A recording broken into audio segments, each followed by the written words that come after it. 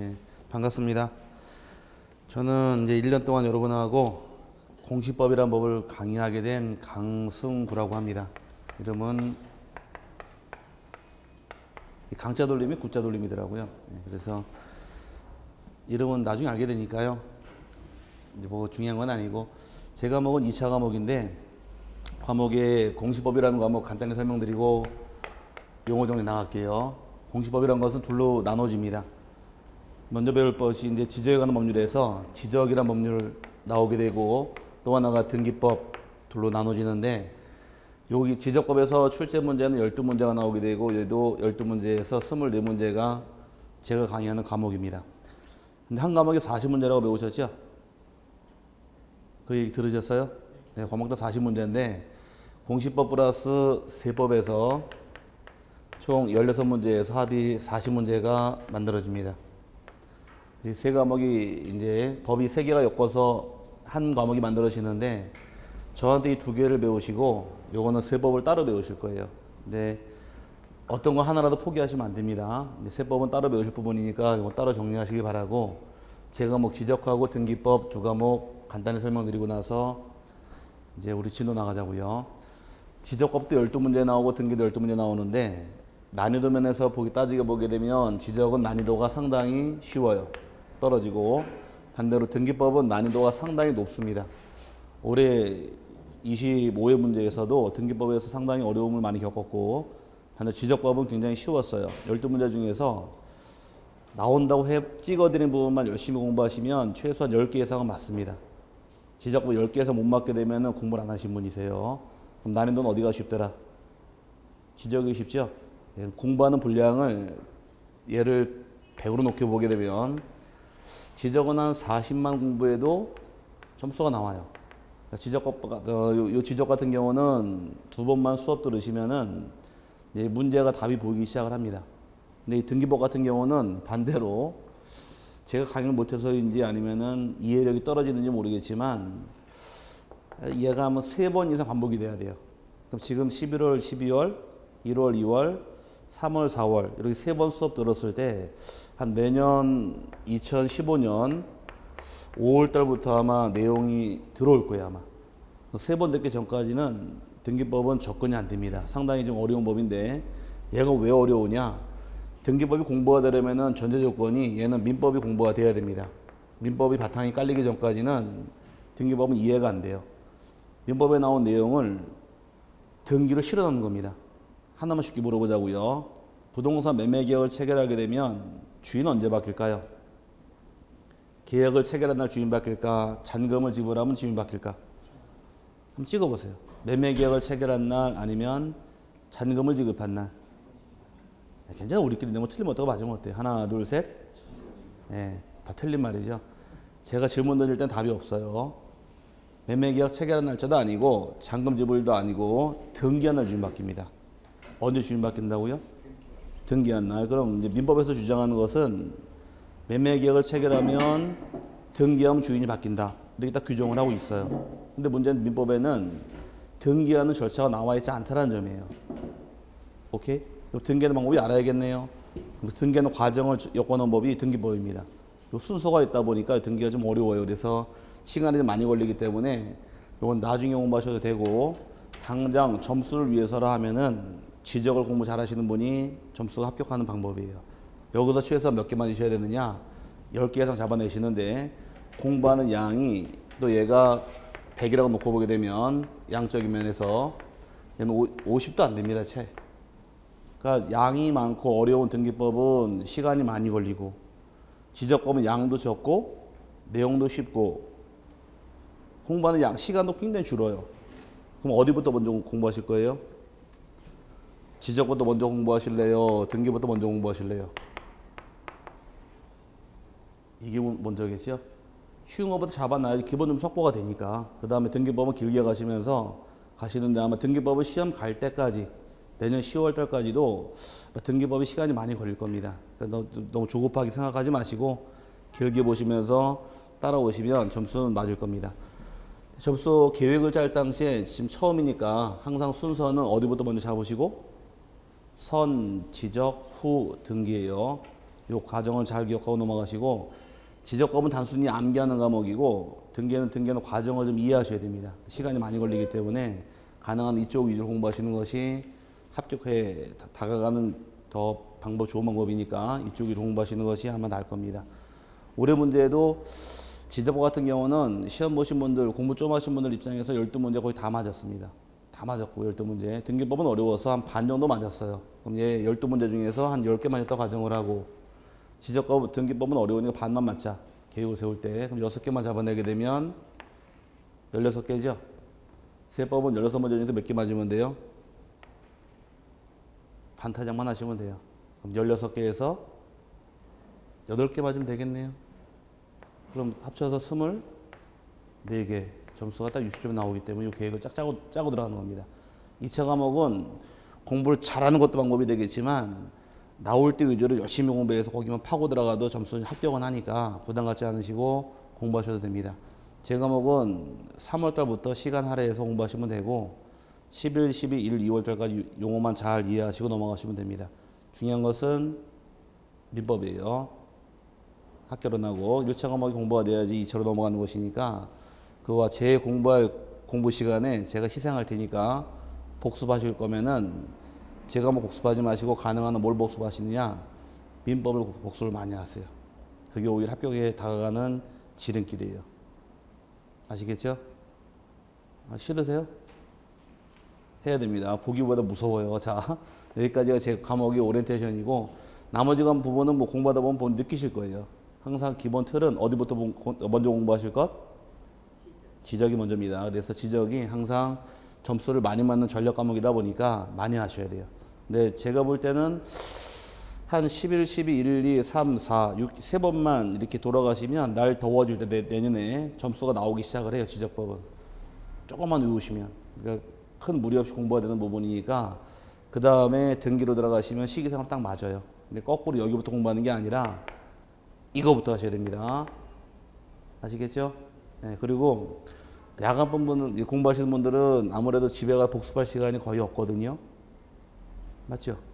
네, 그러니까 수업 시간에 가서 빠지지 마세요. 빠지시면 저도 빠질 거야. 네, 그러면 공치면 안 되니까 나오셔서 1년 동안만 희생하시길 바랍니다. 자, 그럼 지적이란 것이 무엇이냐 해서 페이지가 130페이지 가시게 되면 지적에 관한 법률에서 나오는데 원래 이제 앞으로는 지적법 이렇게 줄여 부를 겁니다. 원래 법률 이름은 130페이지 제목 보니까 1절에 측량, 수로조사 및 지적에 관한 법률이라는 뜻이 나오는데 과거에는 측량법, 수로조사법, 지적법이 따로따로 있다가 이명박 정권에서 합쳐버립니다. 그래서 법 제목이 측량, 수로조사 및 지적에 관한 법률이라는 법률이 만들어졌는데 그 중에서 우리가 배우는 것은 측량에서 일부 배우고 그 다음에 지적 위주로 배웁니다. 지적에서 10문제 정도 출제가 되고 측량 파트 2문제가 나오는데 측량은 어렵지 않아요. 나오는 데가 정해져 있으니까 그 부분만 열심히 하십시오. 그러면은 거기서 문제 잡아내면 됩니다. 이런 법률을 왜 시행하는가? 법률 제1조가 목적인데 목적은 한번 읽어나 보자고요. 첫 줄에 측량 및 수로조사의 기준 및 절차와 지적공부 및 부동산 종합공부의 작성 및 관리 등에 관한 사항을 규정함으로써 국토의 효율적인 관리와 해상교통의 안전 및 국민의 소유권 보호에 기여함을 목적으로 한다 해서 법률 제1조가 목적인데 과거에 18회 때 한번 기출을 합니다. 이번 목적이 아닌 것은 해서 나오는데 중요한 것은 부동산 종합공부 작성이란 말이 따라 나와요. 과거에는 우리나라가 토지와 건물에 대해서 이제 공적인 장부가 건축물대장, 개별공시지가 확인원, 토지이용계획 확인원, 토지대장, 임야대장, 지적도면도 굉장히 많은 장부가 있었는데 이 총 18가지 장부를 합쳐놓은 장부가 부동산 종합공부입니다. 근데 종합공부 하나만 떼게 되면은 토지대장 내용이나 건축물대장 내용 다 확인할 수가 있어요. 좋아진 건가요? 나빠진 건가요? 한꺼번에 다 확인할 수 있어요. 종합공부만 떼게 되면 옛날에 건축물대장 내용도 확인할 수 있고 토지대장 내용 확인할 수 있고 지적도 다 확인이 가능합니다. 좋아진 거 나빠진 거? 나도 말 안 할래 지금부터. 좋아진 거예요? 나빠진 거예요? 나빠진 거죠. 자꾸 뭐가 생긴다는 얘기는 공부할 게 늘어나니까 좋아지는 게 아니라는 얘기입니다. 그러니까 자꾸 안 생겨야 좋은 거예요. 자꾸 생기면 공부할 양이 많아지잖아요. 아직도 이거 예? 한 개씩은 뗄 수 있어요. 다 하나씩 뗄 수 있는데 그 종합적으로 묶어놓은 장부가 부동산 종합 공부라는 것이에요. 다 떼어도 되고 하나씩 떼도 상관은 없습니다. 예, 다 따로따로 뗄 수 있어요. 이게 목적인데 지금은 뭐 나오진 않을 테니 가볍게 한번 읽어나 보시고요. 지적법의 기본 이념에서 밑에 3대 이념, 5대 이념 나눠지는데 3대 이념의 경우는 이 지적을 이루는 세 가지 이념이 나옵니다. 이념은 일단 크게 나눠서 지적, 국정주의란 말이 따라 붙어요. 국정주의란 말은 이제 앞으로 배우게 될 토지에 관한 내용들은 전부 다 국가만이 정한다 국정주의입니다. 토지에 관한 소재, 지번, 지목, 면적, 경계, 좌표는 소유자가 정하는 게 아니라 국가가 정하게 돼 있어요. 그럼 만약에 소유자 보고 정해라. 그럼 무슨 문제가 생길 것이냐? 아마 오늘 배우게 될 토지의 그 내용 중에서 지목을 배울 겁니다. 지목. 지목은 토지의 사용 목적이나 용도를 지목이란 말 쓰는데 현재 지목은 총 28가지가 있어요. 만약 여러분이 가진 땅이 있다. 가정했을 경우에 여러분 보고 지목을 정해라. 그럼 뭘로 정하실래요? 택지요. 네? 택지란 말은 없어요. 네, 택지란 말은 없습니다. 집을 지을 땅을 택지라고 말씀하신 거죠? 네, 그거를 법에서는 한 글자로 대라고 불러요. 뭐라고요? 대. 그럼 여러분이 사시는 주거지도 대, 상업용지도 대, 박물관도 대, 다 대라고 부릅니다. 한 글자로. 대로 가시겠죠? 아닌가? 대로 가는 이유는? 왜 대로 가세요? 쉽게 얘기해서 땅값이 비싸니까 아닌가요? 맞죠? 대란 땅이 왜 비쌀까? 비싼 이유는? 집을 줄 수 있으니까? 아, 그건 아니죠. 집은 마음 놓고 지려고 하면 어딘 다 짓죠. 뭐가 주도 얼마든지 질 수 있으니까. 집을 질 수 있어서 비싼 게 아니라 가격을 결정하는 요인은 세 가지가 있는 거예요. 나중에 학교로 배우시게 되면 그 재화의 유효성이 얼마나 있느냐, 사용 가치가, 또 그 재화를 원하는 수요가 얼만큼 있느냐, 또 희소 가치가 있느냐. 그럼 우리나라 전국토가 100%로 가정했을 경우에 100% 토지 중에서, 국토 중에서 대란 토지 면적은 얼마가 될까? 프로테이지를 한번 따져보게 되면 한번 찍어보세요. 100%를 놓고 봤을 때 대라는 토지 면적은 얼마나 될까? 프로테이지로 한번 찍어보세요. 예? 20%? 20%? 또 맞추시면 커피 한 잔 다 드릴게요. 한번 찍어보세요. 그냥 감각적으로. 10%? 아니, 말씀 크게 자신 있게 말씀 틀리면 어떡해요? 이미 틀렸는데. 자, 8%, 10%, 크게 20%, 15%, 뒤에 계신 분은 5%, 1%, 15%, 10%, 제일 큰 사치가 5%예요. 1%하고 두 분이 맞추셨는데 채 3%가 안 돼요. 3%가 안 됩니다. 아, 이게 뭐 저 사람 거짓말하고 앉아있네. 자, 쉽게 한번 따져보자고요. 옛날 우리 초등학교 다닐 당시에 대한민국 전국토의 70%는 임야라고 배웠죠? 산이라고. 100% 중에서 70%가 이게 임야로 빠져나가는 거예요. 산으로. 그럼 나머지 30% 가지고 전 띄고, 답 띄고, 못 띄고, 못 띄고, 다 띄고 나면 남는 요만큼밖에 안 남아요. 그러다 보니까 대란 토지가 면적이 협소하다 보니까 비쌀 수밖에 없는데, 토지 소유자 니네가 지목 정해라 그러면은 다 이걸로 정해버리게 되면 산골짜기도 돼, 한강물도 돼, 다 이런 말이 나와버리니까 그 말이 안 되는 겁니다. 그래서 국가가 정할 수밖에 없다 해서 지적 국정주의가 적용이 되고요. 또 내 토지의 지번을 정하더라. 지금 건물의 경우는 도로명주도를 사용하지만 아직 토지는 지번을 그래도 사용을 해요. 이원화 시켜서.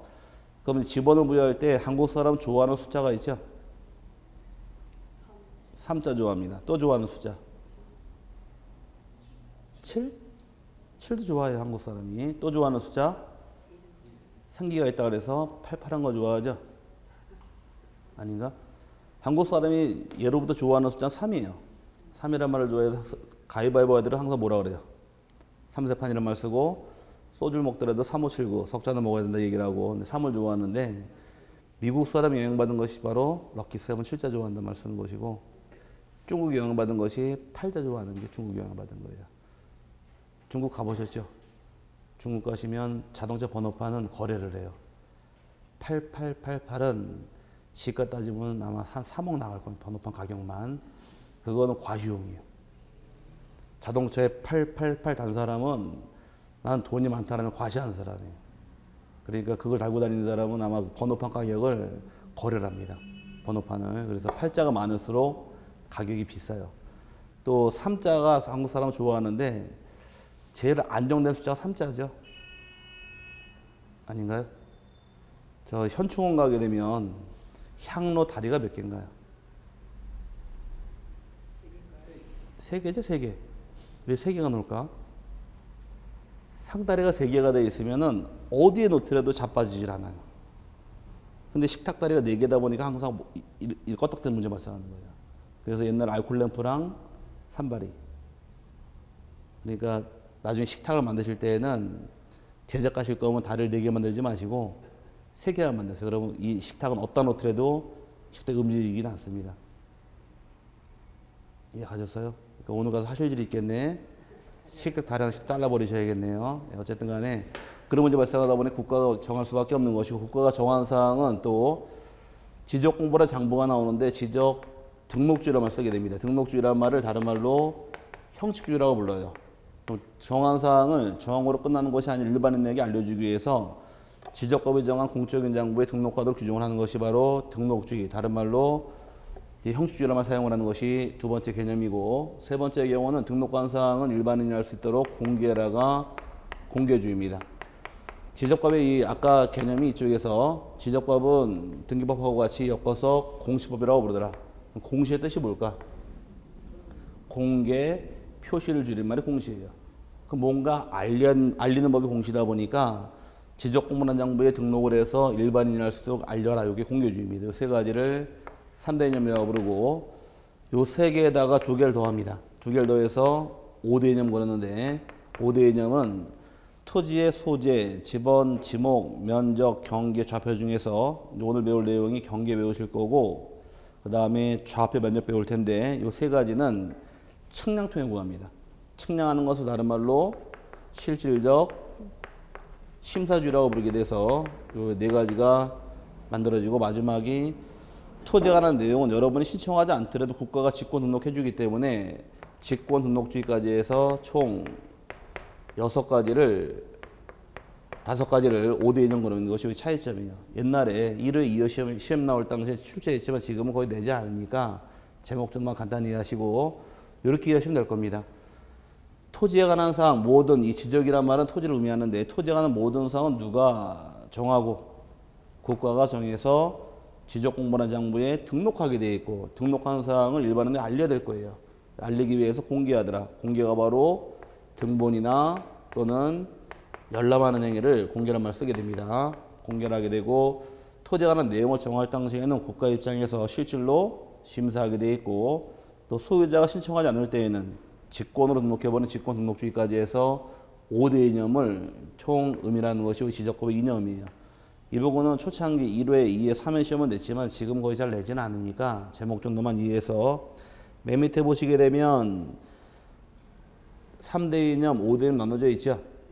3대 이념은 국정주의, 공개주의, 형식주의 세 가지를 3대 이념 부르는데, 형식주의를 다른 말로 등록주의라고도 불러요. 등록하는 것이니까.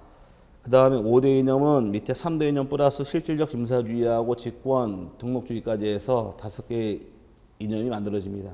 간단히 워밍업 정도로 보시고요.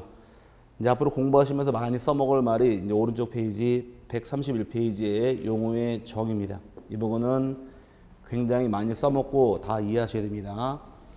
첫 번째가 지적소관청.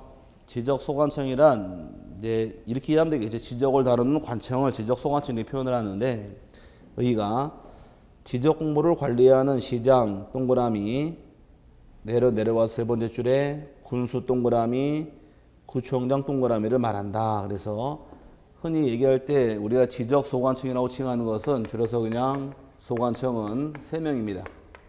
시장이 있고 군수가 있고 구청장이 있더라. 이 3명을 우리가 소관청이라고 부르는데, 지적에 따른 이 소관청은 시장, 군수, 구청장을 우리는 흔히 쓰는 말로 뭐라고 불러요? 지방 자치단체란 말 쓰죠. 근데 우리 지적법에서 다루는 이 시군구청장은 지자체가 아니라 국가입니다. 국가로서 시장, 군수구청장을 의미하는 것이 이 개념이에요. 과거 기출문제가 지적소관청이란 시, 군, 구청장을 말하는데 이는 지방, 자치단체를 말한다. 틀린 말입니다. 지자체는 국가로서 소관청이니까 주의하시는데 그럼 흔히 시장이 어디까지냐, 그 다음에 군수가 어디까지인지, 구청장이 어디까지냐면 세분하시면 돼요. 요 군수 같은 경우 대표적인 경기도 가평군 같은 경우에 가평군 같은 경우 가평군수가 그대로 말 그대로 소관청이 됩니다. 이건 어려운 게 없고, 근데 요 시장과 구청장이 어려운데 시는 둘로 나눠요. 구가 있는 시가 있고 구가 없는 시가 있더라요. 구가 없는 시 바로 옆에 의정부시.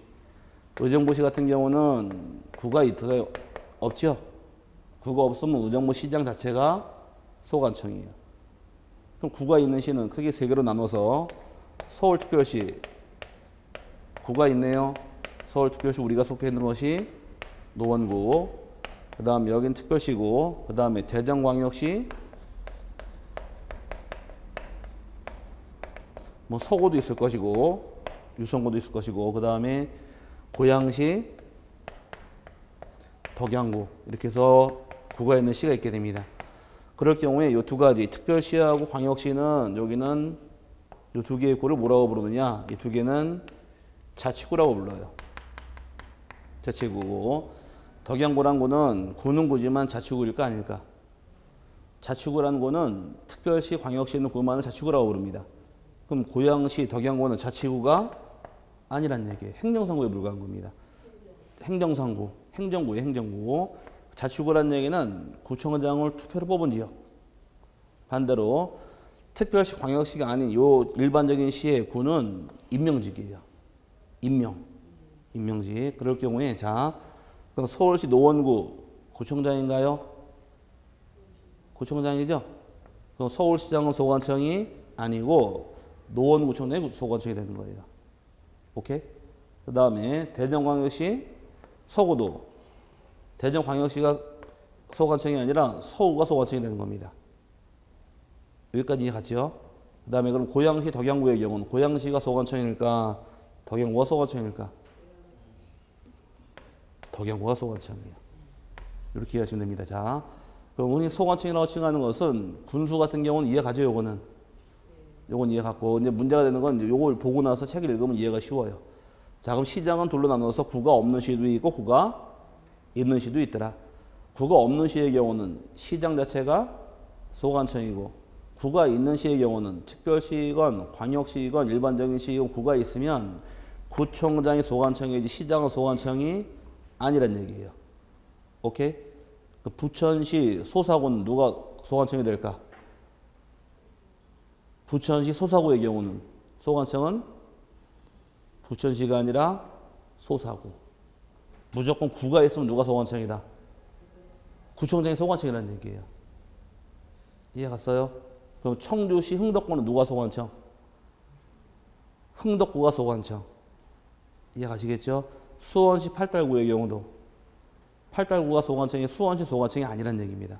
그럼 특별시건 광역시건 어떤 시라 할지라도 구가 있을 때에는 누가 소관청이다? 자꾸 외치셔야 돼요. 구청장이 소관청이지 시장은 소관청이 아닙니다. 이해 가셨어요? 그럼 이제 요거만 세분하시면 되자. 군수는 이해 갔죠? 시는 둘로 나눠서 구가 없는 시도 있고 구가 있는 시도 있더라. 구가 없는 시는 시장이 소관청, 구가 있는 시는 시장은 소관청이 아니고 구청장이 소관청이라는 얘기입니다. 안더스탠드? 요거 가지고 책을 읽어보자고요. 그럼 이제 시장 보자고. 가로 안에 시장은 제주특별자치도 설치 및 국제자유도시 조성을 위한 특별법 제15조 제2항에 따른 행정시의 시장을 포함하며 행정시라는 얘기입니다. 제주특별자치도란 말 나와 있는데 제주특별자치도의 경우는 시가 두 개가 있죠. 서귀포시하고 제주시. 가보셨어요? 한 번도 안 가봤어요? 결혼은 하셨구나 아직. 신혼여행 글로 가세요 이제. 자, 그럴 경우에 서귀포시장, 제주시장은 말이 시장이지만 투표로 뽑은 지역이 아니에요. 제주시장이 임명한 지역입니다. 거기는.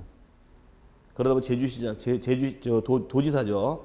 도지사 임명하다 보니 도지사 권한이 굉장히 있어요. 제주는. 그러다 보니까 제주도지사 해먹으려고 좀 난리치는 겁니다. 전체를 다 다룰 수 있으니까. 그럼 시장들은 무조건 도지사를 따라야 돼요. 임명직이다 보니까. 그 행정시라는 시는 그런 시를 의미하는 거예요.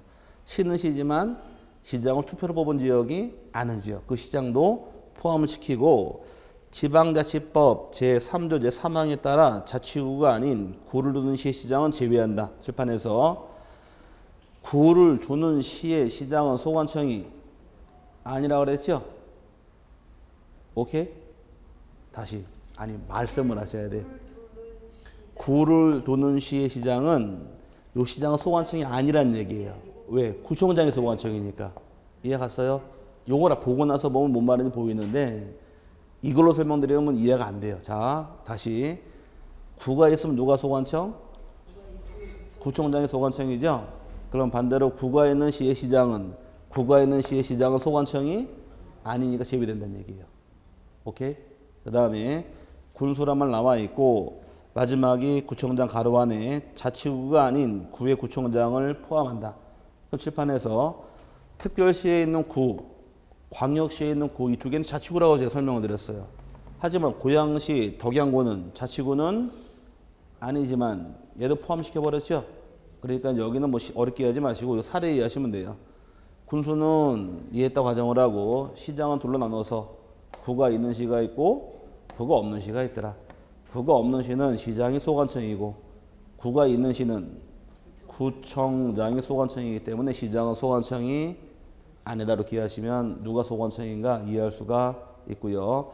나중에 이 고양시 같은 시를 뭐라고 부르느냐, 얘를 대도시라고 불러요.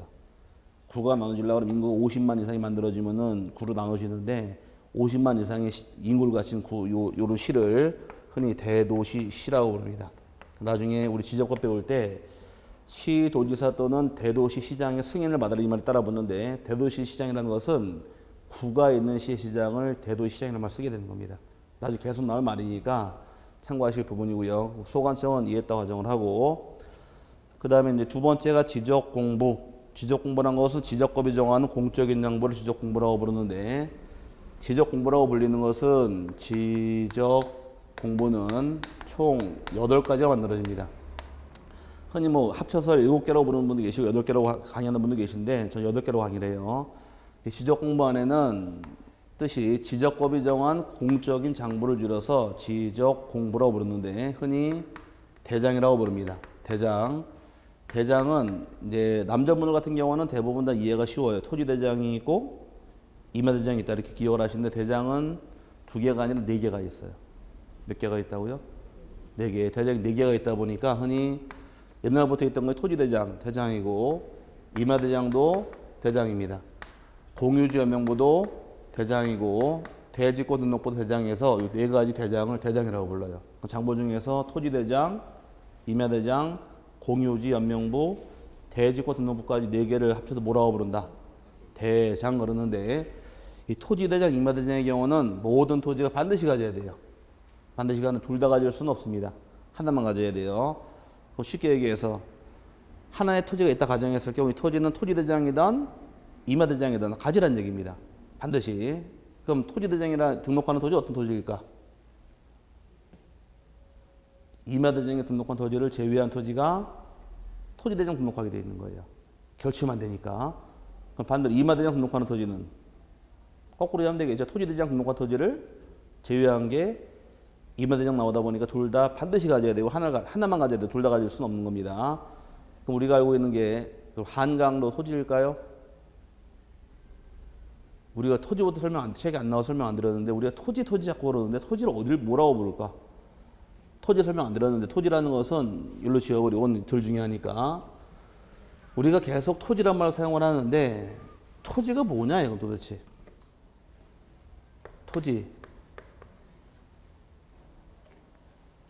토지란 대한민국 전 국토가 토지예요.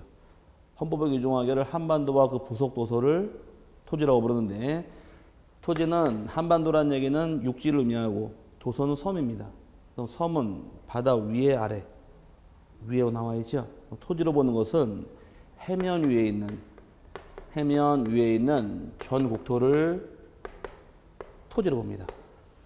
그럼 토지냐 아니냐의 기준은 저기 저 있는 땅이 저게 바다냐 아니냐 기준이에요. 바다만 아니면 다 토지입니다. 한강은 토지일까 아닐까? 한강은 토지예요. 지목이 하천이라는 토지로 의미하는 겁니다. 그럼 저수지 있죠? 저수지. 농산물 바로 저수지. 토지일까요? 토지입니다. 왜? 그것도 한강 저 바다 위에 있으니까. 저수지도 나중에 배울 때 지목이 유지라는 물고인 땅 토지로 분류합니다. 토지라고 칭하는 것은 우리가 알고 있는 개념과 조금 달라요. 토지는 우리 밟고 다니는 땅만 땅이 아니라 물이 흘러가더라도 이 물이 뭐만 아니면 바다만 아니면 토지로 보겠다는 것이 토지의 기준입니다. 그 토지는 어디 위에 있는 거? 해면 위에 있는 전국도 토지다 보니까 육지이건 섬이건 세금 내는 과세지이건 비과세지이건 사람 사는 유인도 무인도 불문하고 해면 위에만 전부 다 토지로 인정하는 것이 법의 기준이에요. 그럼 이 모든 토지는 뭘로 이해하셔라? 해면 위에 있는 전국토다 이렇게 이해하시고 이 토지는 무조건 다 등록이 되는 거예요. 둘 중에 하나에 반드시 갔기 때문에 동그라미 쳐놓은 것이고 반대로 이 두 가지는 상황 따라 만듭니다. 아마 다음 주에 배우실 거예요. 아마 공유지라는 얘기는 소유자가 2인 이상일 경우에 2명 이상일 경우는 토지대장, 임야대장에 기재할 때 둘 다 기재하지 않고 홍길동의 이름 기재합니다. 소유 2명일 경우에 그럼 그 2명이 누군지 알려줘야겠네요. 그때 만드는 것이 바로 공유지 연명부라는 것이에요.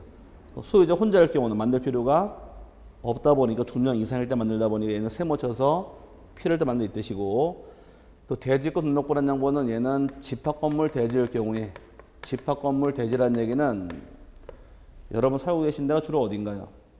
아파트 단독. 아파트가 많죠. 그럼 아파트 살고 계신데 살고 계신 아파트 대지는 누구 땅일까? 입주민 전원의 공동소유죠.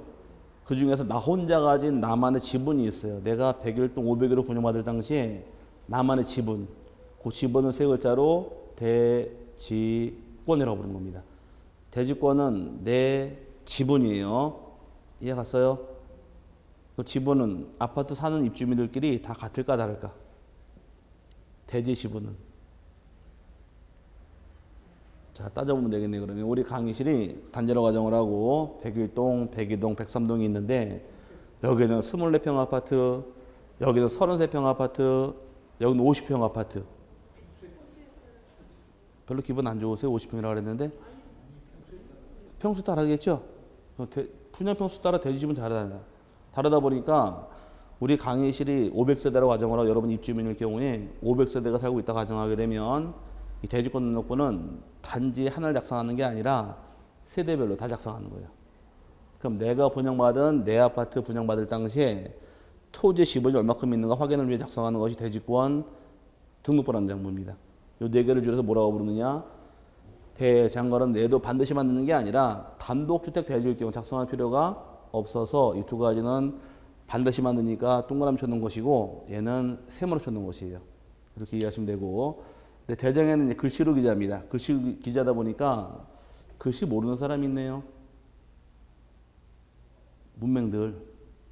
말은 하고 읽을 줄 알지 쓸 줄 모르는 사람들 또는 글씨로는 이해 못하는 사람들을 위해서 대장의 내용을 그림으로 푸는 것을 도면이라고 불러요. 도면. 도면은 흔히 지적도하고 임야도 이 두 개를 도면이라는 말을 사용을 하는데 이 지적도라는 것은 토지대장을 그림으로 풀어놓은 것이 지적도입니다. 그럼 반대로 임야대장을 그림으로 푸는 것이 뭐가 될까? 임야도가 되겠죠. 그 말을 엮어보자고요. 우리나라의 모든 땅은 토지대장이나 임야대장 반드시 가지라고 제가 설명을 드렸어요. 그럼 얘는 뭐로 풀었고? 지적도. 임야대장, 임야도죠? 이것도 반드시 만들어야 돼요. 반드시 만들다 보니까 같이 있는데 얘 장점, 단점이 있게 됩니다. 장점, 단점의 경우는 지적도, 임야도의 경우는 지적법을 안 배우셔도 지적도 펼쳐놓고서 내 땅이 어떻게 생겼는지 어디 위치했는지 다 찾을 수 있어요. 이해가 굉장히 쉬워요. 이해가 쉬운 반면에 나쁜 점이 있습니다. 정밀도가 떨어져요. 정밀도가 떨어지는데 나중에 이제 측량 쪽 배우다 설명드리겠지만 이 지적도 시행지역은 측량을 통해서 거리를 잴 경우에 단위가 5cm 단위예요. 5, 10, 15, 20으로 잘라가면서 측량 들어가는데 임야도 시행지역은 단위가 50, 100, 150, 200이 잘라갑니다. 그럼 단위가 여기는 50, 15, 20. 여기는 50, 100, 150, 200이 단위예요. 근데 여기 훨씬 단위가 크죠? 큰 단위가 크다는 얘기 그만큼 정밀도가 떨어져요. 근데 1910년도, 14년도 이렇게 만드는 것이 이 두 가지인데 정밀도가 떨어지다 보니까 문제가 발생합니다. 우리나라 잘 살라고 지금 75년도부터 뭐 새마을운동하고 신나게 먹고 살라고 경제개발 5개년 계획 세우고 막 해가지고 이만큼 올라왔는데 그러다 보니까 토지가 개발이 되기 시작하면서 토지 소유자 간의 경계 분쟁이 심해져요. 내 땅이 어디까지냐 막 신나게 싸우다 보니까 안 되겠다 싶어서 정밀도가 떨어지는 것을 극복하기 위해서 작성 시작한 것이 경계점 좌표 등록번호 장부를 작성 시작하게 됩니다. 이 경계점 좌표 등록번호 작성한 연도가 1975년도부터 작성 시작했는데 장점은 얘는 이해가 상당히 어려워요. 좌표로만 나오다 보니까. 하지만 정밀도 면에서는 상당히 높습니다. 정밀도 얼마까지 따져 들어가느냐. 내 땅이 어디까지인지 측량 들어갈 때는 1cm까지 따져요. 1cm까지 따져서 내 땅 경계를 설정해 줄 만큼 정밀도 높은 지역이 바로 이 지역이에요. 따져보면 되겠네. 여기서 한번 이해만 하시면 돼요. 지금 이거 1cm는 이거 안 외워도 상관없고 제가 설명드리려고 간단히 써놓은 내용이니까 자 시골에 이런 땅이 하나 있다 가정해 보자고. 지목이 14 지번이고 지목이 전이라는 땅이 있습니다. 이건 개발되기 전 개발된 후 개발 전으로 보면 되겠죠. 개발하게 되면 필지면이 어떨까요? 네모 반듯해지겠죠. 하나의 필지 이렇게 반듯한 땅이 있다 한번 가정해 보자고. 요게 10번 토지 대란 땅이 있더라 가정했을 경우에 여기 개발 전의 땅 이 땅을 XY 좌표를 찍으려고 마음먹어 보자고요. 이 좌표 몇 개 찍어야 될까요 이거? 찍으려고 그러면 설마 세고 계신 건 아니겠죠? 이 땅 이 모양새 파악하려고 XY 그린 다음에 좌표를 찍어라요. 이거 몇 개 찍어야 될까? 한참을 찍어야겠죠? 이런 거 좌표를 찍지 않는다는 얘기예요. 반대로 이런 땅은 좌표 찍으면 몇 개 찍으면 될까? 4개만 찍으면 이 토지 모양새 만들 수 있겠네요. 하나, 둘, 셋, 4개만 찍으면. 그럼 이렇게 도시개발 사업 등을 통해서 개발이 된 지역은 좌표가 있지만 개발되지 않은 지역은 좌표가 없다라는 것이에요. 우리나라 전국 도 중에서 또 100% 중에서 약 95%는 도면을 가지고 있고 약 5% 정도가 좌표가 있는 겁니다. 좌표는 전국이 있는 게 아니라 개발된 지역만 극히 일부만 좌표가 있는 것이고 나머지 전부 다 이게 있는 도면이 있는 거예요. 그럼 이제 여기까지가 일반적인 장부라고 부르고 90년 들어서면서 이들 장부를 컴퓨터에 입력하게 되면 이제 전산 정보 처리 조직이라는 말 쓰는데 전산은 입력이 들어갑니다. 입력한 전산까지도 지적 공부라고 불러서 이렇게 8가지를 지적 공부라고 부르는데 다 뒤에 배우게 될 내용이니까 지금 개념만 이해하세요. 외울 필요는 없고 대장은 몇 가지가 있더라? 4개가 있는 겁니다. 토지대장, 임야대장, 공유지연명부, 대지권 등록번호 장부가 대장이라는 말 쓰고 토지대장을 그림으로 풀게 되면 지적도, 임야대장은 임야대라는 말 쓰는데 이 지적도면의 장점은 일반인의 이해가 쉬운 반면 정밀도가 떨어지더라. 그래서 정밀도를 불목적으로 75년도부터 작성 시작한 것이 경계점 좌표 등록본인데 좌표로 등록하다 보니까 정밀도 굉장히 높아요. 하지만 이해가 떨어지는 게 나쁜 점입니다. 이런 관계가 있는 것이 지적공부의 특성이에요. 이걸 물어보는 것도 기출문제로서 여러 번 물어봤으니까 나중에 다 외워지니까 지금 외우지 마시고 개념만 좀 이해하시면 돼요. 다 외우세요 그러면 외우실래요? 안 외울 테니까 외우지 마시고 그냥 안 해요. 안 외워져요 지금은. 외워지는 거는 공부만 요령 하나 알려드릴게요. 여기 공부하시다 보면 이제 본인을 아세요. 중개사 공부를 하시다 보면은 내 머리에 대해서 나의 입장을 아시기 시작하는데 옛날에 공부에도 한 가닥 다 있습니다. 학교 다닐 때는. 그죠? 학교 다닐 때 공부 열심히 해서 뭐 실패한 시험이 없이 뭐 중학교, 고등학교 시험 보고 들어갈 당시 대학교까지 시험 보고 회사까지 시험 보고 다 올 패스해서 여기까지 오셨는데 그때는 온 머리를 다 쓸 때는 머리를 다 외웠어요. 근데 지금은 머리를 외우시면은 죽어도 안 외워져요. 공부하는 요령은 외우는 게 아니라 눈으로 많이 보시는 게 외워지는 방법이에요. 대개 어딘지 모르겠지만 여기서 대개까지 가실 당시에 대충 좌우측에 뭐 있는 거 아세요? 여기서 학원에서부터 집에까지 가실 당시에 좌우측에 뭐가 있는지 대충 아세요? 아무것도 땅만 보고 다니세요? 큰 건물은 볼 거 아니에요. 어디 뭐가 있는가? 아, 그러니까 어쨌든 간에 뭐가 있는지 대충 어딘지 아실 거, 모르세요, 아예? 대충 알죠? 그거 어떻게 다 아세요? 자꾸 봤으니까. 그게 외우는 방법이에요. 머리를 한 번 외운다, 죽어도 안 외워져요. 제 말이 틀린가 나중에 겪으시는데, 머리를 올려 덤비시면 죽어도 안 외워지고, 눈으로 보면 외워집니다. 그걸 두 글자로 줄여서 각인이라고 불러요. 눈에 각인 딱 시켜놓으면 안 잊어버리니까 그렇게 보시는 것이 요령인 거지. 한번 보고 외워야지 죽어도 안 됩니다. 그러니까 자꾸 보시는 게 방법이고, 제가 강의하신 수강생 분들 중에서 연세가 가장 많으신 분이 82세 분이 한 분 계셨어요. 82세 분이 계셨는데, 대구 강의할 때 계셨는데, 그분이 1년 강의하고 다 떨어지시고 2년 차에 공부하셔가지고 재수하신 거죠.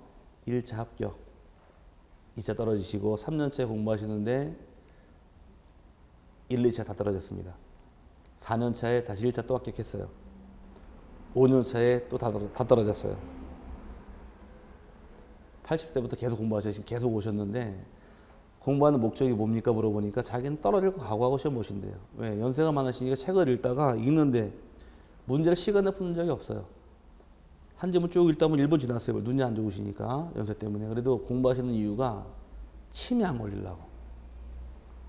머리를 쓰니까 치매가 안 온다 그래가지고 공부하러 나오시더라고요. 그래서 열심히 공부하시는데 2차가 120문제 아니에요.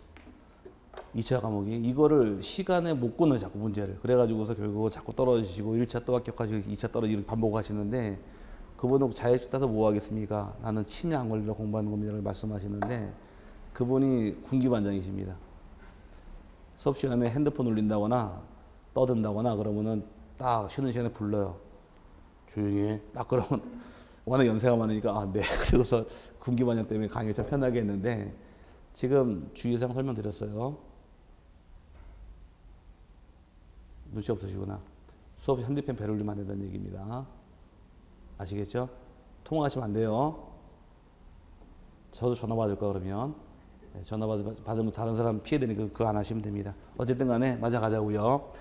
이렇게 해서 8개가 만들어지는데, 이제 책 한번 읽어본 다음에 이거 감 잡자고요. 우리가 지적공부라고 칭하는 것은 토지대장, 임야대장, 공유지 연명부, 대지권 등록부 이렇게 딱 잘라서 이 4개를 뭐라고 부르더라? 줄여서 대장이라고 부른다. 근데 지적도 임야도 2개를 딱 잘라서 도면이라고 부르고, 그 다음에 경계점, 좌표 등록부 등 지적, 측량 등을 통하여 조사된 토지의 표시와 해당 토지의 소유자 등을 기록한 대장 및 도면을 말한다는데, 괄호 안에 정보 처리 시스템을 통하여 기록, 저장된 것을 포함한다, 제외한다. 포함한다 해서 전산을 따로 떼어서 8가지가 지적 공부로 만들어지는 것이 종류입니다. 이것도 기출문제에서 지적 공부로만 나열된 것에서 문제 나온 적이 있으니까 참고해서 봐놓고 넘어가시고 아직 외우지 마시라 그랬어요. 저절로 외우시니까. 그 다음에 3번째가 필지. 필지란 뜻이 대통령령으로 정하는 바에 의하여 구획되는 토지의 등록 단위를 말한다는데, 토지의 단위가 바로 필지입니다. 사람을 세는 단위는 모르세요. 1명, 2명 세죠. 말을 세는 단위는 1필, 2필 세죠. 아닌가? 말을 세는 필이란 말 쓰지 않아요? 1필, 2필? 단위가 있듯이 이 토지를 세는 단위 필지예요. 필지란 법이 정한 가장 작은 단위가 바로 필지입니다. 필지보다 작은 토지는 없어요. 그 다음에 이 토지의 표시란 말이 중요한데, 토지 표시는 별표해 놓으시고 이거 외우셔야 됩니다. 토지 표시는 지적 공부에 토지의 소재, 지번, 지목, 면적, 경계 또는 좌표를 등록한 걸 말한다 해서 6가지가 토지 표시란 말 쓰는데, 토지 표시는 소재, 지번, 지목, 경계, 면적, 좌표 6가지를 토지 표시라고 부릅니다. 문제 참 잘 내요. 먼저 지번이란 박스 안에서 필지에 부여하여 지적 공부에 등록하는 번호를 말한다 나오는데, 지번이란 것은 토지에 붙이는 번호가 지번이에요. 근데 우리가 흔히 번지란 말 쓰죠. 번지. 지번과 번지 차이점이 뭔지 알까? 2013년까지는 지번 이꼬로 번지였습니다. 같이 썼어요. 같이 사용을 해서 지번이 번지였습니다. 집원을 거꾸로 하면 번지를 뒤집어 엎으면 집원 똑같이요. 같이 사용을 하다가 2014년부터는 집원하고 번지가 달라져요. 의미가. 집원은 이거는 토지의 번호가 집원이라는 말 쓰는 것이고 번지라는 말은 내가 사는 주소가 번지가 됩니다. 옛날에 같이 썼는데 그래도 지금 사는 주소 뭘로 표기하나요? 도로명 주소. 요걸 사용하도록 법이 개정되면서 이제 작년 2014년까지 작년이 되겠죠. 13년까지는 집원 이꼬로 번지에다가 올해부터 아직 해가 안 바뀌었으니까 14년부터는 집원은 달라지는 겁니다. 집원은 뭐의 번호고 토지의 번호고 번지라는 건 주소예요. 주소는 다른 말은 뭘로 사용하더라? 도로명 주소. 무슨 로? 이 몇 일이 나오죠? 무슨 로, 무슨 길 이렇게 쓰는데 그거 아세요? 아세요? 과태료부가 돼요. 예. 어쨌든 간에 도로명을 사용하게 되는데 쓰다 보면 도로명을 쓸 때 무슨 대로 나오는 경우도 있고 무슨 로 나오는 경우도 있고 무슨 길 나오는 경우도 있잖아요. 이걸 아시냐고. 모르시는구나. 8차선부터는 왕복 대로라고 불러요. 무슨 대로 이렇게 표현을 하게 되고 2차선부터 쓰지 마세요. 시험 안 나오니까 7차선까지는 무슨 로 그럽니다. 중앙로, 무슨 로 이렇게 부르고 요거는 일반적인 차선 2에서 7차선까지가 이제 로란 말 쓰고 무슨 길 그러면은 이 도로가 있으면 우리 학원 뒤 이면도로 있죠. 조그만 소로길들을 요 길이라고 불러요. 2차선 미만의 조그만 쪽길들을 다 길 그럽니다. 나루터길, 용마루길 이런 식으로 해서 길자가 붙은 것은 전부 다 몇 차선 이하다. 2차선 이하 뒷길들을 전부 이렇게 표현하는 것이 그 길인데 이런 식으로 해서 부여하되 또 길 따라서 이게 무슨 로가 있겠네요. 그죠? 보기에 좌측 우측을 나눠서 좌측은 다 홀수만 부여하게 되고 여기 짝수만 부여하는 거죠. 순서예요. 도로명제도 체계가 보게 되면 여기 1, 2, 3, 4, 5, 6 이런 식으로 해서 번호가 다 붙습니다. 그럼 내가 이제 서 있는 곳이 여기 서 있더라. 그럼 무슨도 6번지가 되겠죠. 도로명 주소가. 그럼 내가 있는 것이 20번을 찾고 싶어요. 그럼 이쪽을 찾아야 될까? 이쪽을 늦어야 될까? 이쪽만 쭉 찾으면 돼요. 이쪽 버리고. 홀짝을 나눠서 부여해놨기 때문에 내가 찾고자 하는 번호가 홀수일 경우는 길고 넘어 늦으면 되고 짝수를 뒤지도록 해서 나눠놓는 것이 여기 집원 책입니다. 그럼 우리나라만 이렇게 쓰고 있다가 전 세계가 다 이거를 써요. 그래서 이걸 바꿔놓은 것이 올해부터 바꿔서 현재 시행 중에 있으니까 앞으로 집원이랑 번지란 말은 다른 말이에요. 집원은 뭐의 번호고 토지의 번호가 집원이고 우리가 쓰는 주소는 뭘로 표기하더라? 도로명 주소를 사용하는 것이 현재 체계가 됩니다. 그 다음에 지목이란 토지의 주된 용도 동그라미 쳐놓으시고 주된 용도에 따라 토지의 종류를 구분하여 지적공부에 등록한 것을 말한다. 규정하고 있는데 지목을 세분할 때 용도별로 지목을 세분을 합니다. 총 28개 지목이 세분되는데 분류하는 기준은 용도예요. 나중에 이제 설명드리겠지만 뒤에 가서 지목을 따지는 기준은 세 가지 유형이 있더라요. 토지의 생긴 형태 보고 정하는 지형 지목이 있고 근데 용도 보고 정하는 용도 지목이 있고 성질 보고 정하는 토성지목이라는 지목이에요. 토성지목이라는 지목이 있는데 이 세 개 유형 중에서 우리는 용도 지목을 채택을 합니다. 그럼 흔히 따지는 말로 토지가 삼각형이란 생긴 땅이에요. 삼각주란 땅. 이게 자꾸 하천이 굽이치다 보니까 자꾸 쌓여 퇴적이 돼가지고 삼각지의 모양새 나오는데 이런 삼각주란 말은 있지만 지목에 삼각지란 말은 없어요. 형태 보고 정한 것도 아니고 또 흔히 우리가 이제 논바닥 같은 경우는 물이 많고 습한 땅입니다. 논이 물이 많고 습한 땅은 벼농사를 져야 돼요. 근데 지금 신도시라고 칭하는 데가 대부분 어딘가요? 논바닥 아니에요? 산을 깎자니 이 토지 형질 변경 비용이 많이 들어가니까 논바닥 매립해서 집을 짓는 게 대부분 다 이 노원구대한테 논바닥 아니었었나요? 네, 대부분 다 신도시가 논바닥이에요. 산을 깎아 집을 지으면 최고죠. 근데 그렇게 따져가는 게 아니라 우리는 그냥 대부분 다 그냥 집 짓기 편한데 논바닥에다 매립하고 집 짓는 게 이 모양새다 보니까 지금 토지 성질을 따지는 것도 아니라는 얘기입니다. 용도 보고 정하는 것이 용도 지목이어서 과거 기출문제가 지목이란 토지의 주된 지형에 따라 띵 주된 토지 성질에 따라 띵 틀린 말이고 지목은 못 따라 부여하더라. 용도별로 부여가 들어갑니다. 그 다음에 면적, 지적 공부에 등록한 필지의 수평면적 넓이를 말한다 규정하고 있는데 우리 지적을 다루는 이 토지는 항상 2차원이에요. 뭐라고요? 2차원을 다루지 3차원을 따지지 않습니다. 땅속에 뭐가 있든 공중에 뭐가 있든 따지질 않아요. 무조건 우리는 2차원 수평을 보고 따집니다. 그럼 을지로 가게 되면 을지로 지하상가 유명하죠? 을지로 지하상가 지목이 뭘까? 을지로 지하상가는 다 도로예요. 지하상가 도로 밑에 있으니까. 그럼 지하를 따지는 게 아니라 지상을 뭘 이용하는 걸 따지는 것이 우리 지목 따지는 기준인데 우리 학원 앞으로 이렇게 전철 지나가자는 4호선 떠 있죠? 지목은 나. 바닥이 뭐예요? 도로예요, 도로. 도로지 지상에 뭐가 있든 따지는 게 아닙니다.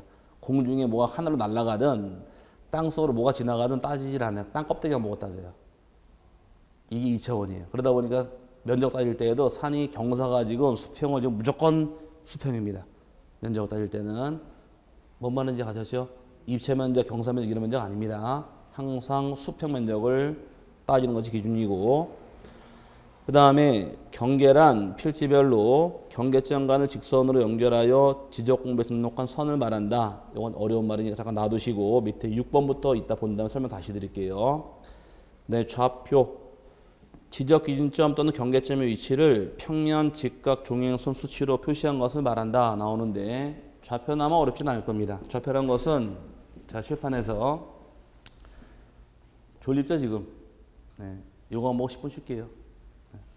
자 여기 XY 좌표 있다 가정을 하고 우리 흔히 한 점을 우리가 XY 좌표라고 부르는데 여기를 Y, X라고 부르게 되면 여기를 말로 바꿔라요.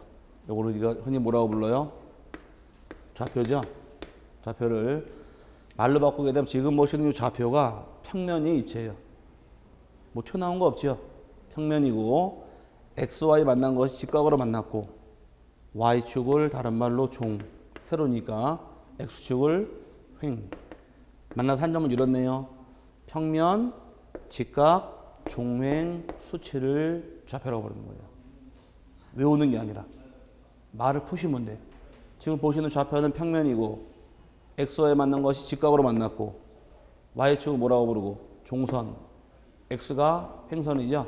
평면, 직각, 종횡, 수치를 뭐라고 부르더라? 좌표라고 부르다 보니까 이건 외우는 게 아니라 말만 떠드시면 돼요. 평면, 직각, 종횡, 수치를 뭐라고 부른다?